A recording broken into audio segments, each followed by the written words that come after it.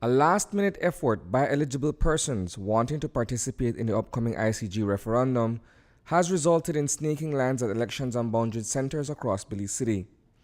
At 4:30 this evening, many were still standing in queues leading from inside offices on Cemetery Road and Sunrise Street. On Euphrates Avenue, an elderly woman was being attended to inside a vehicle.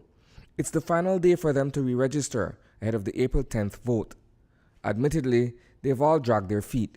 Well, I was procrastinating all along. I was intending to come and do it, and I was just pushing it back because of being busy and my schedule and all that. I'm cognizant of the efforts that were made by the Election and Boundaries Department of trying to reach out to people and the campaigns that were made to try to get people to re-register. But unfortunately, I was caught on the late rush, and now I'm stuck trying to get registered. So too is popular radio disc jockey Alfred Supal. He has been waiting in line for over an hour but doesn't mind because it's all for a worthy cause, securing a date with history. Well, typical Belizean mentality. Sometimes we just want to save it for the last, I guess procrastinating. But that's about it. As long as I get in, I'm good though. How important is re-registering for you at this point? I know there's the general elections at least a year and a half or so away, but before then is the ICJ referendum. How important is getting in for this? Want to be a part of history.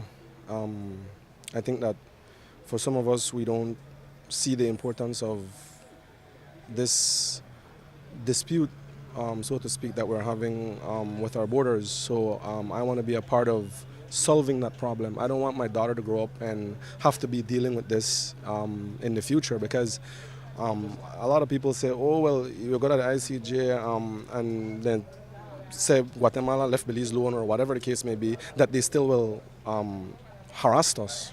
So I don't think that's going to be the case. I think that if the international community tells them, yo, you need to leave Belize alone or we're going to drop sanctions on you, then, they'll leave us alone. That's just my opinion. For Ian Gray, he has chosen to wait until today to be re-registered because of a relocation. Well, I knew I was going to move, and they told me I came July, and they told me to wait till I moved and, to come and register, as opposed to re-registering and come back and re-registering here again in a different area. How important is this process to you? I know you're joining the line at the last minute, but there is the issue of the referendum in a few weeks. How important is this particular exercise for you? Well, it's important. We as Belizeans need to have a voice heard, and this is the only way we can have a voice heard. Edmund Stain says he wouldn't have it any other way. He has made the personal sacrifice to brave the evening sun in order to get on the voters list ahead of referendum day. It's a very important time for us as a country, and as a patriotic Belizean, I believe that I will be forfeiting myself from a really, really good opportunity to make my stance known on such an important issue, and with that in mind, I chose to come and try to get re-registered. Reporting for News 5, I am Isani Cayetano.